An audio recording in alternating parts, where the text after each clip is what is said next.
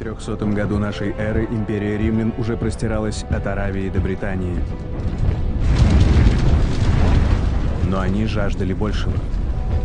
Новых земель. Больше народов, преданных и покорных Риму. Но прежде всего, могущественных сарматов, обитавших на востоке. Тысячи сложили голову на том поле. А на четвертый день, когда дым рассеялся, оказалось, что из войска сарматов уцелели лишь бойцы легендарной, пусть и поредевшей конницы.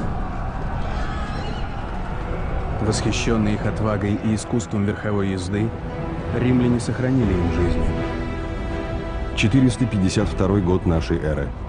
В обмен эти воины обязались нести службу в войсках Рима.